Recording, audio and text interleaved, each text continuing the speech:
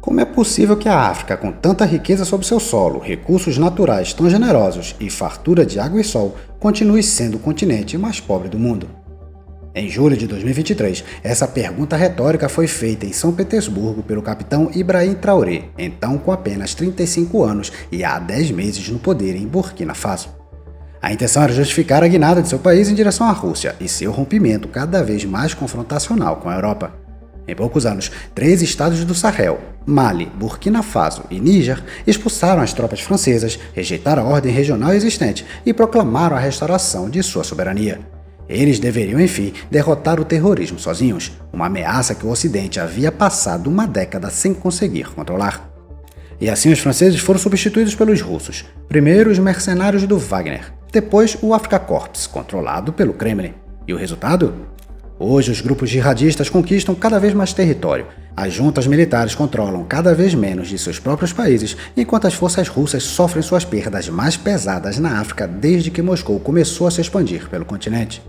Ao mesmo tempo, o ouro extraído sob proteção russa é encaminhado pelo Oriente Médio até os mercados globais, ajudando a financiar a máquina de guerra do Kremlin. Se Traoré ainda busca uma resposta para sua pergunta, suas próprias políticas fornecem boa parte dela. O Sahel se tornou o ponto de convergência de 3 conflitos: a luta pelo poder na África, a expansão da Al-Qaeda e do Estado Islâmico e o confronto da Rússia com o Ocidente. Suas consequências podem em breve chegar muito mais perto da Europa do que muitos atualmente imaginam. Por que a substituição de um conjunto de parceiros por outro não mudou nada e, ao contrário, piorou ainda mais a situação? Vamos descobrir.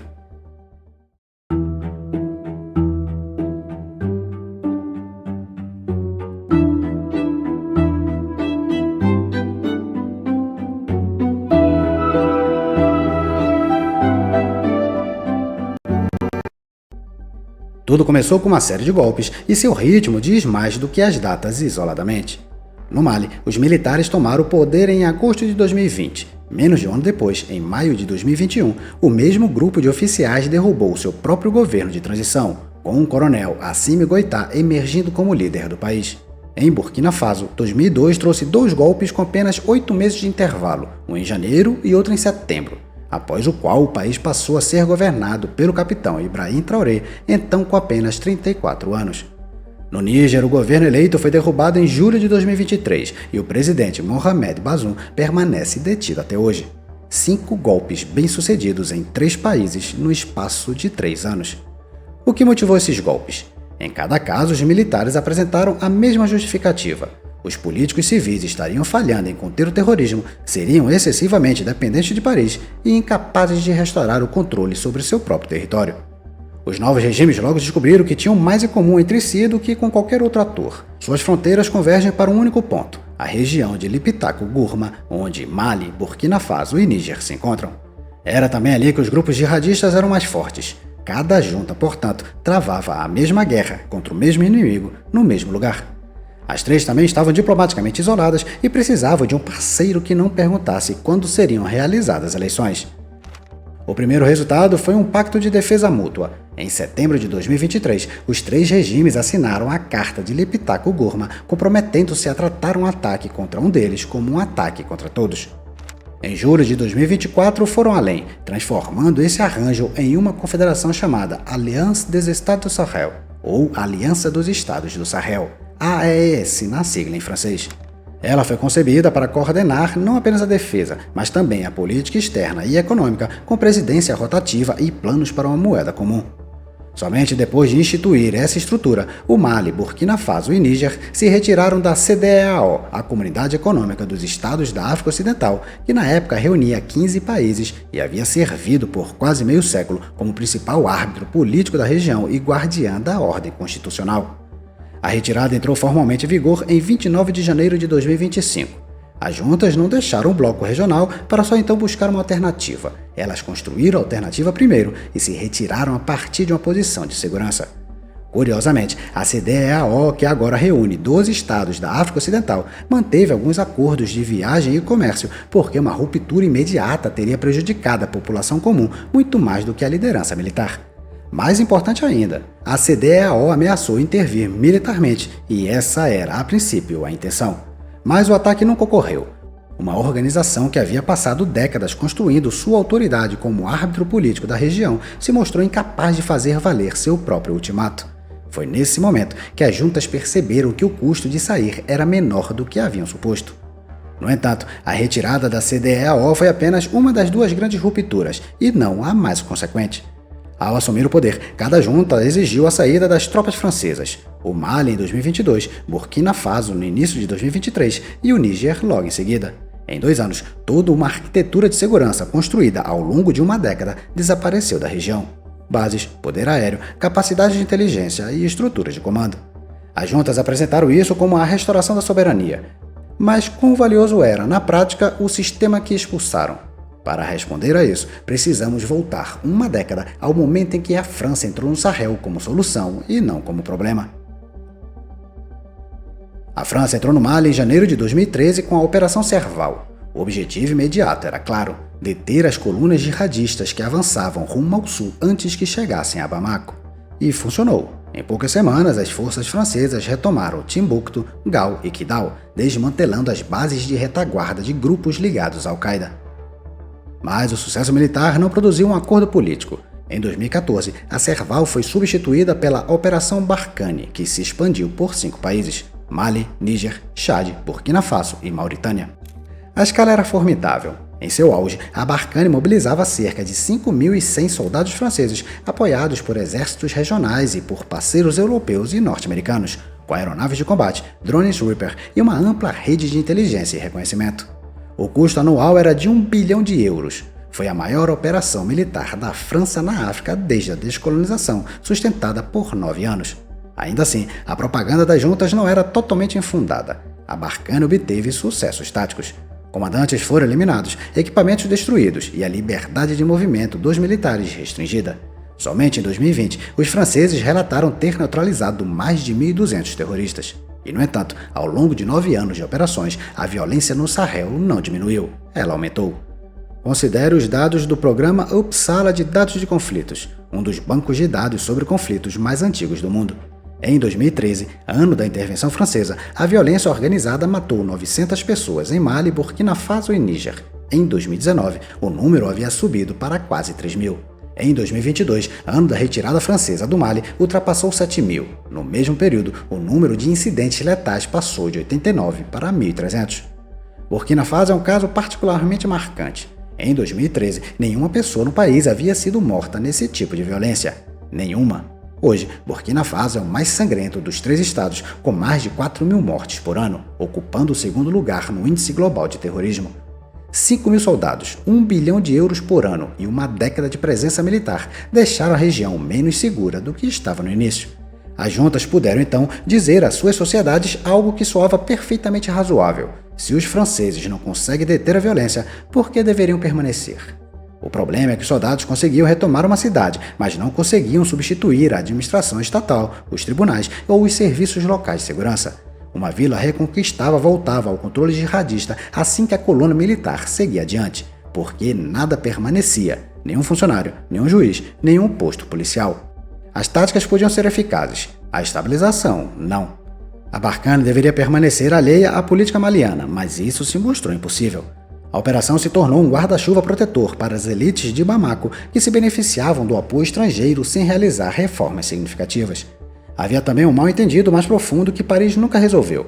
Os malianos não conseguiam entender por que as forças francesas combatiam os jihadistas, mas não lidavam com os separatistas tuaregues no norte. Para Bamako, era uma única guerra. Para Paris, eram 2 conflitos distintos. A propaganda russa avançou por essa brecha, argumentando que a presença francesa servia apenas para preservar a influência da França. Por fim, a França passou a ser abertamente acusada de cometer genocídio contra os malianos. E havia também um custo humano para a própria França. Dezenas de soldados mortos, um preço que os políticos franceses ainda hoje são obrigados a justificar. A retirada da França pôs fim a uma longa campanha antiterrorista. Marcou também o colapso de um esforço ineficaz que, ainda assim, possuía uma enorme capacidade militar. Poder aéreo, inteligência, transporte e experiência de comando, tudo isso desapareceu, capacidades que os exércitos sahelianos não conseguiram substituir. O Mali também exigiu o fim da MINUSMA, cujo mandato expirou em 2023. A missão da ONU não realizava operações ofensivas contra o JNIM, o ramo saheliano da Al-Qaeda, mas mantinha presença em áreas onde o Estado praticamente havia desaparecido. Sua saída criou mais um vazio. O G5 Sahel também entrou em colapso. A estrutura regional de segurança que reunia Burkina Faso, Chad, Mali, Mauritânia e Níger, construída desde 2014. As missões de treinamento da União Europeia chegaram ao fim. O Níger também expulsou as forças norte-americanas, custando a Washington sua base de drones em Agadez, o único local no Saara a partir do qual todo o Sahel Central podia ser monitorado do ar. A base havia custado 100 milhões de dólares para ser reconstruída e foi abandonada após apenas 7 anos. O antigo modelo estava longe de ser perfeito, mas ainda era muito melhor do que o que veio depois. Em certo sentido, a aliança dos estados do Sahel obteve sim um sucesso político. As 3 juntas resistiram à pressão regional, rejeitaram conjuntamente as exigências de retorno à ordem constitucional e construíram uma narrativa poderosa em torno da restauração da soberania. A confederação não pode ser descartada como um mero projeto de propaganda. Seus membros coordenaram algumas decisões, estão desenvolvendo forças conjuntas e agem cada vez mais em conjunto nas relações com parceiros estrangeiros. Em 2025, criaram uma força conjunta de 5.000 soldados. Isso não significa que tenha estabelecido um sistema unificado de comando, inteligência e controle de fronteiras, mas representa sim um certo grau de capacidade militar. Ainda assim, após a retirada francesa, a realidade é que o equilíbrio de segurança está muito pior do que estava anos atrás.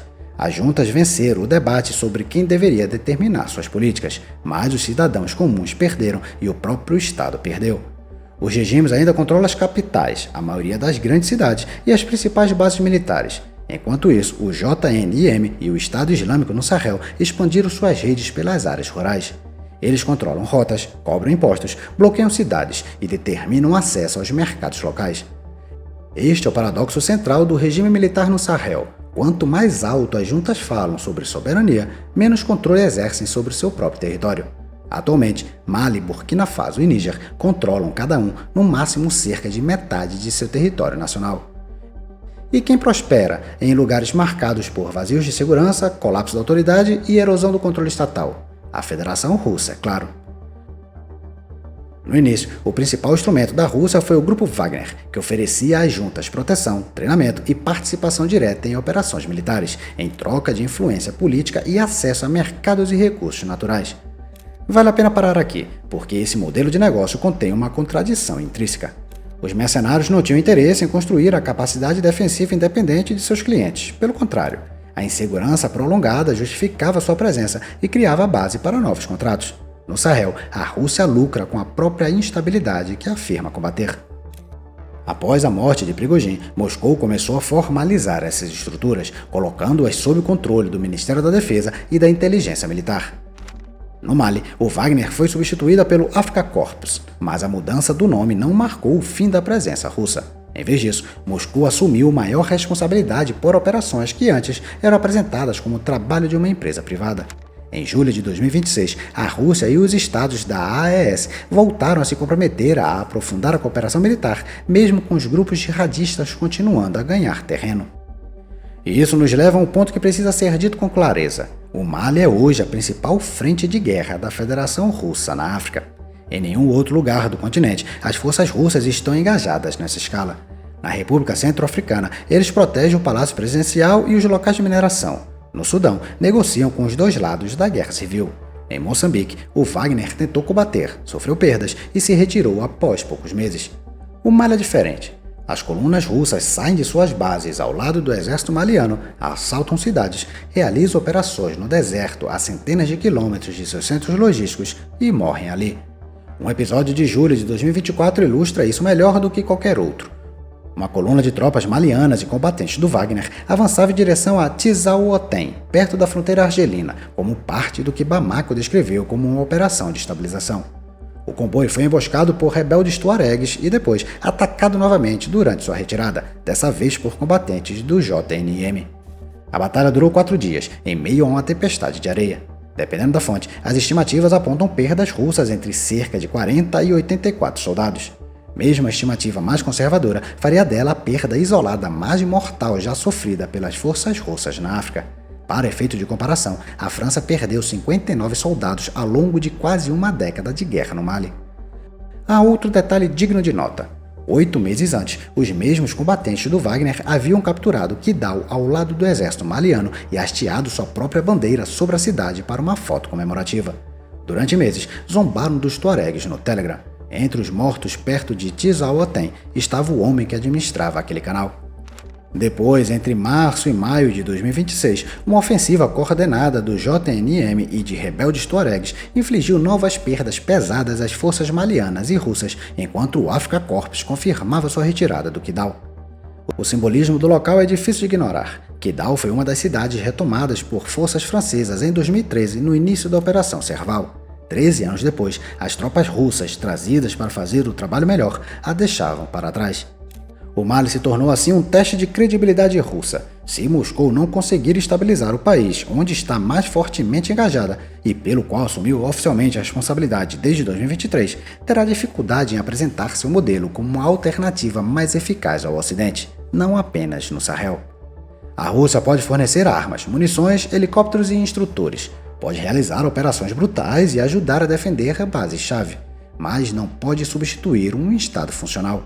Pior ainda, a violência contra civis, especialmente contra as comunidades Fula e Tuareg, leva mais pessoas a buscar proteção ou vingança por meio de grupos armados. Nos últimos anos, as forças de segurança do Mali e de Burkina Faso foram responsáveis por mais mortes de civis do que os jihadistas, enquanto o uso de drones turcos pelo exército maliano também coincidiu com um aumento de ataques contra civis. Pode parecer, portanto, que a Rússia está simplesmente perdendo no Sahel, mas a pergunta real é outra. O que Moscou considera uma vitória no Mali? Se o critério for a segurança nacional, então sim, o resultado é desastroso. Mas se o critério for a influência sobre a capital, o acesso às minas e o fluxo de receitas rumo ao leste, então a Rússia está executando sua estratégia quase à perfeição. Está em jogo o acesso a ouro, lítio e outros recursos naturais. O modelo não é novo. A Rússia o desenvolveu antes na República Centro-Africana e no Sudão, combinando serviços militares com concessões de mineração, segurança dos locais de extração, controle sobre rotas de transporte e intermediação nos mercados de exportação. Moscou não precisa deter a propriedade formal do depósito mineral. A propriedade formal atrai atenção e pode ser alvo de sanções. Basta controlar os elementos sem os quais o depósito não vale nada. A licença, a segurança do local de extração e a rota até o mercado. A mina pode continuar sendo maliana no papel. O que importa é quem decide se ela opera ou não e para onde vão os caminhões quando saem de lá. O Kremlin pode arrecadar mais de $1 bilhão por ano com a extração mineral africana, enquanto as estimativas combinadas para Mali, Sudão e República Centro-Africana chegam a cerca de $2,5 bilhões. Esses números são necessariamente aproximados, já que boa parte do comércio ocorre fora das estatísticas oficiais. Mas a conclusão central permanece a mesma. O ouro africano ajuda a Rússia a driblar sanções e financiar atividades ligadas à sua guerra contra a Ucrânia. Então, para onde vai o ouro maliano russo? Para o Oriente Médio. O ouro sai do Sahel rumo aos Emirados Árabes Unidos, que continuam sendo a principal porta de entrada para o ouro não declarado vindo de toda a África. Ali, ele é fundido e misturado com metal de origem legítima. Uma vez que a barra deixa a refinaria, não carrega mais nenhum traço de sua origem africana. É simplesmente ouro, pronto para ser vendido a qualquer um, em qualquer lugar. A partir daí, parte dele chega aos mercados europeus, inclusive a Suíça. Em outras palavras, o ouro extraído sob a proteção de mercenários russos é lavado no Golfo e comprado na Europa. O problema não está apenas na extração, está no fato de que ninguém, ao longo da cadeia, pergunta de onde veio o ouro. A África, Rússia e Ucrânia fazem, portanto, parte do mesmo sistema. As forças russas ajudam a preservar governos aliados e a garantir acesso aos recursos. Os lucros fortalecem a economia de guerra da Rússia, enquanto a presença política de Moscou ajuda a conquistar apoio, ou ao menos neutralidade, de estados africanos em fóruns internacionais. Dessa forma, os acontecimentos no Mali afetam, entre outras coisas, a segurança de todo o flanco leste da OTAN. Mas até agora observamos o Sahel de cima, pela disputa para preencher o vazio deixado pelo Ocidente no nível das capitais, dos contratos e das minas. Existem, porém, outras forças operando dentro desse vazio, entrando por uma direção completamente diferente. Não pelos palácios presidenciais, mas pelas aldeias, mercados e rotas de pastoreio. E, ao contrário dos russos, esses atores não precisam convencer ninguém de que estão vencendo. Basta olhar um mapa. Para entender com o que estamos lidando, no entanto, precisamos voltar ainda mais no tempo, bem além dos golpes recentes. Voltemos à Guerra Civil da Argélia, na década de 1990. Uma das facções mais radicais do conflito, o grupo salafista para a pregação e o combate, foi derrotada pelo exército argelino e se reinventou em 2007 como braço regional da Al-Qaeda, adotando o nome Al-Qaeda do Maghreb Islâmico. Expulso da Argélia, o grupo deslocou suas operações para o sul, aproveitando o caos que se seguiu à queda de Gaddafi e ao vazio do poder no Saara maliano. Em 2012, terroristas islâmicos proclamaram ali seu próprio emirado. Um ano depois, a Operação Serval da França destruiu o emirado, mas a organização não foi destruída, foi fragmentada. Seus grupos componentes sobreviveram por 4 anos de forma dispersa antes de se reagruparem em março de 2017 sob uma única bandeira, Jamaat Nusrat al-Islam al-Muslim, ou Grupo de Apoio ao Islã e aos Muçulmanos. Ele reuniu o Ansar Dine, a Frente de Libertação de Massina, o Al-Murabitun e os ramos saarianos do AQIM. 2 desenvolvimentos impulsionaram diretamente essa consolidação: a guerra prolongada contra a França e o surgimento de um rival regional na forma do Estado Islâmico. Hoje, o JNIM é a organização mais importante da Al-Qaeda no Sahel Central. O Centro Nacional de Contra-Terrorismo dos Estados Unidos estima que o grupo tem ao menos 6 mil membros operando do norte do Mali até as áreas fronteiriças do Benin e do Togo. 6 mil combatentes podem não parecer muitos. O exército maliano sozinho é várias vezes maior e, somando-se às forças de Burkina Faso, Níger e da Rússia, a vantagem numérica dos estados parece esmagadora. Então, o que explica a eficácia do JNIM? A resposta é que aquele grupo não é um exército único, mas uma federação. Desde o início manteve uma estrutura descentralizada e essa é a sua maior força. Cada componente opera em seu próprio território, com base em seu próprio entendimento das disputas locais. O mais ativo é o Katiba Massina, que expandiu sua influência pelo centro e sul do Mali ao se inserir no conflito secular entre pastores e agricultores. No norte de Burkina Faso, o Ansarul Islam desempenha papel semelhante. Mais a leste, outros ramos impulsionam a expansão em direção ao Níger, Benin e Togo. A força do JNIM, portanto, não vem do número de seus combatentes, nem apenas da ideologia da Al-Qaeda. Vem da capacidade da organização de conectar essa ideologia a interesses locais, ao contrabando, às disputas de terra e às queixas que o Estado nunca resolveu. A Al-Qaeda fornece a bandeira e o dinheiro, o Sahel fornece o resto.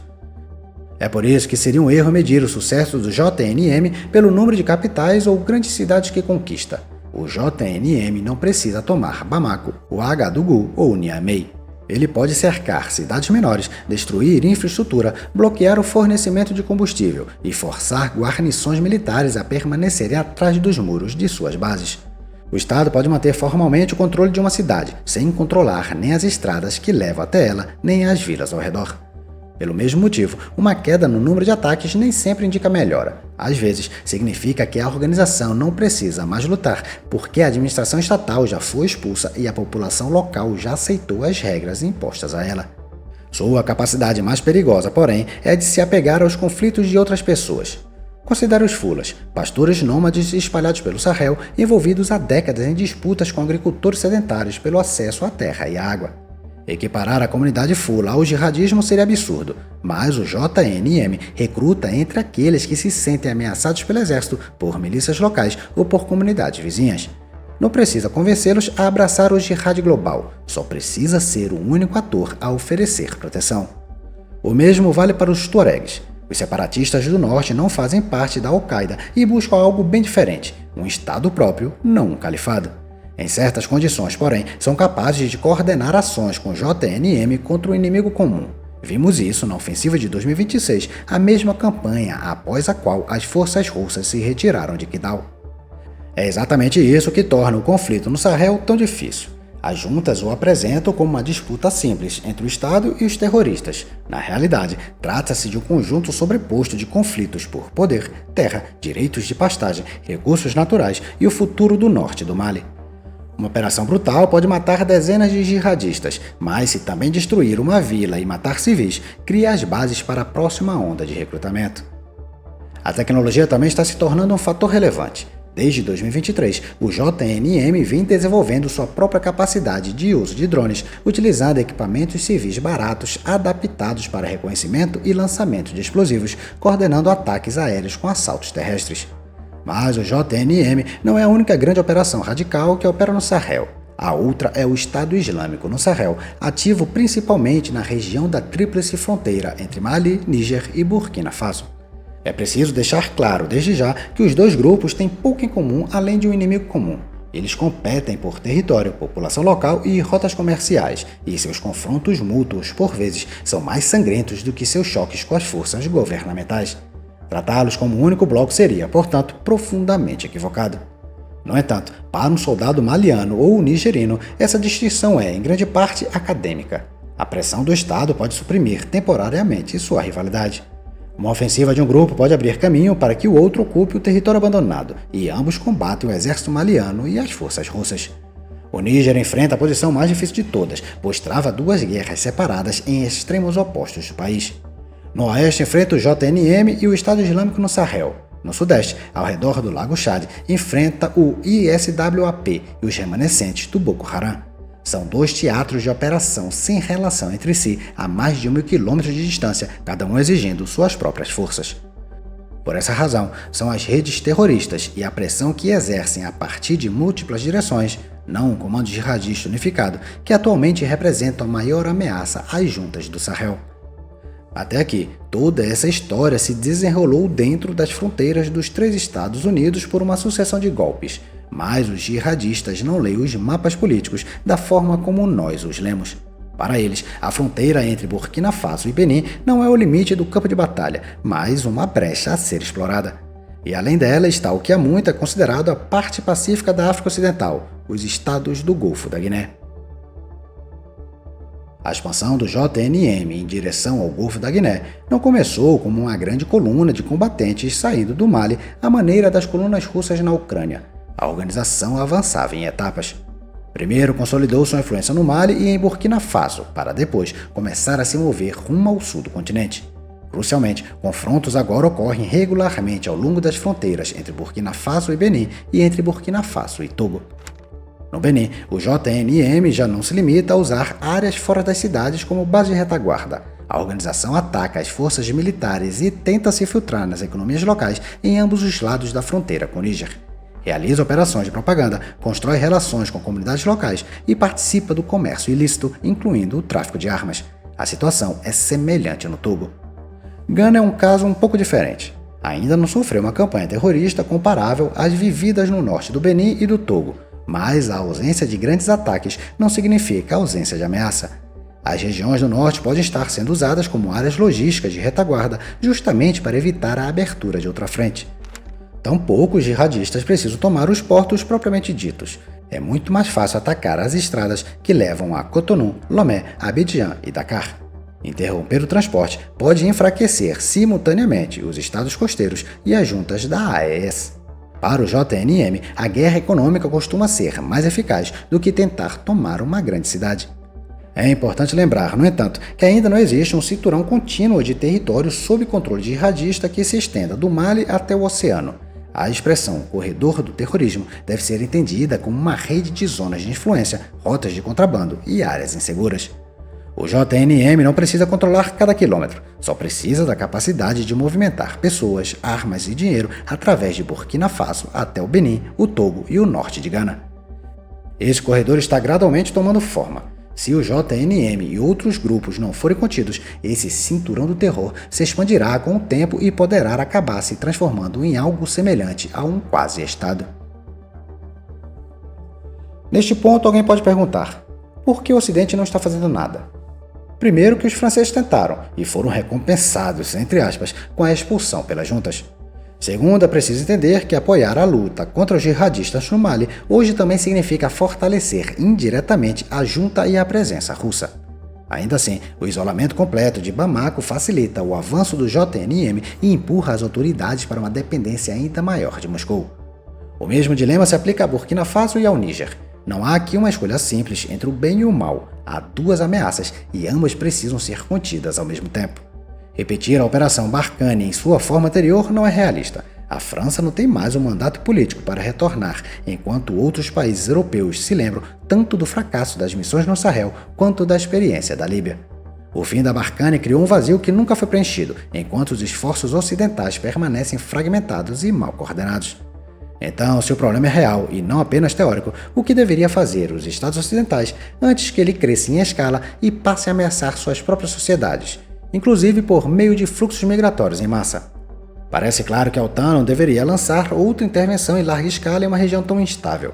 Ao mesmo tempo, a aliança precisa reconhecer que a segurança da Europa e da América do Norte formam um único sistema interligado por meio da influência russa, dos fluxos financeiros, da migração e do terrorismo. A OTAN adotou um plano para reforçar seu engajamento no flanco sul e nomeou um representante especial, mas por ora, suas principais ferramentas continuam sendo o diálogo e a cooperação em nível geral. É exatamente aqui que uma nova abordagem se faz necessária. Ela não pode se limitar a treinar alguns batalhões ou a transferir dinheiro a governos que não controlam suas próprias províncias. Tampouco pode se concentrar exclusivamente na proteção das fronteiras europeias. O Sahel precisa de apoio de inteligência, corredores seguros de transporte e capacidades aéreas, mas também da reconstrução da administração local, dos tribunais, das escolas e das economias. A ação militar deve ser combinada com reforma política, desenvolvimento e esforços para conter a radicalização. Isso provavelmente exigiria começar com uma missão de estabilização. Seria um retorno ao básico, mas não há meios termos viáveis. Vale, portanto, considerar como seria um curso de ação prático caso houvesse uma verdadeira decisão estratégica de apoiar a região e enfrentar seus grupos radicais. A primeira prioridade deveria ser deter a expansão em direção ao Golfo da Guiné. Benin, Togo, Gana e Costa do Marfim precisam de apoio antes que as estruturas do JNM se consolidem, não depois que outra frente já tiver sido aberta. Isso significa inteligência, segurança de fronteiras mais forte, mobilidade militar, proteção das principais estradas e capacidades contra drones. Mas o apoio também precisa se estender às comunidades locais. A segunda prioridade é reconstruir a cooperação regional, apesar da divisão entre CDAO e AAS. Os grupos terroristas exploram as fronteiras, enquanto os estados perdem tempo com disputas políticas. São necessários mecanismos para compartilhar inteligência sobre a movimentação de combatentes, o tráfico de armas e o financiamento. Manter canais de comunicação com as juntas não significa endossar suas políticas, significa preservar a capacidade de agir onde a falta de comunicação fortalece diretamente tanto a Rússia quanto o JNM. A terceira prioridade deveria ser mirar nas redes financeiras da Rússia. Sanções contra comandantes individuais não bastam se o ouro ainda puder chegar a intermediários e adquirir documentação legítima ao passar por sucessivas jurisdições. É necessário identificar minas, empresas de segurança, operadores de transporte e refinarias, além de muito mais transparência nas importações para os Emirados Árabes Unidos e para a Europa. A presença russa deve ser compreendida ao mesmo tempo como uma ameaça militar, econômica e informacional. A quarta prioridade é o retorno à batalha informacional. A Rússia venceu boa parte da disputa por narrativas na África ao apresentar cada fracasso francês como prova da superioridade de seu próprio modelo. Hoje é preciso deixar claro o verdadeiro balanço. Depois de vários anos de cooperação com a Rússia, o controle jihadista não diminuiu, o número de mortos continua alto e o Mali se tornou palco de uma guerra prolongada. Por fim, a OTAN e a União Europeia precisam se engajar mais, mas sem simplesmente repetir intervenções passadas.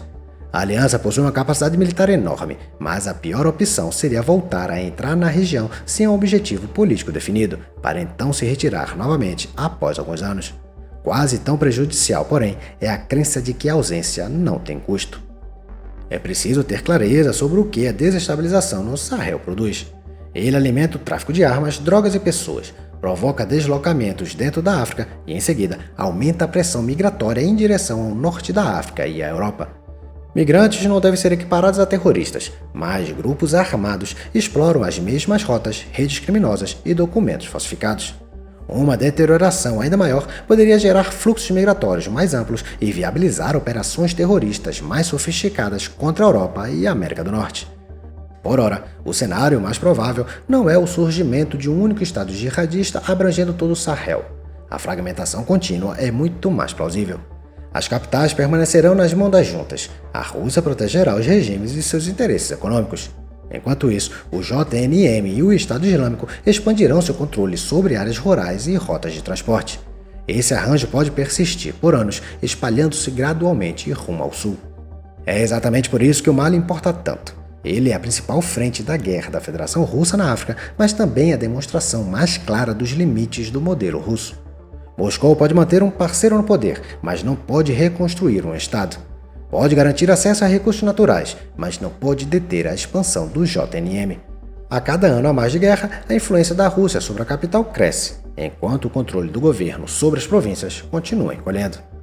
A Europa não pode escolher entre apoiar os parceiros da Rússia e abandonar a região aos grupos jihadistas. Ela precisa de uma política capaz de conter ambas as ameaças. Isso exigirá manter contato com a AES, fortalecer os estados do Golfo da Guiné, interromper o financiamento das operações russas e reconstruir capacidades de inteligência e reconhecimento. Será custoso e politicamente difícil, mas a inação contínua também tem um preço. O maior erro seria tratar África, Rússia e Ucrânia como três histórias separadas. A Rússia usa recursos africanos para fortalecer seu esforço de guerra, explora crises de segurança para expulsar o Ocidente e depois se apresenta como o único parceiro capaz de proteger regimes vulneráveis. Os grupos jihadistas se beneficiam do mesmo vazio, expandindo sua influência rumo ao Golfo da Guiné. A menos que a Europa desenvolva uma estratégia que leve em conta essas conexões, ela só reagirá quando a ameaça, mais uma vez, tiver se aproximado de suas próprias fronteiras.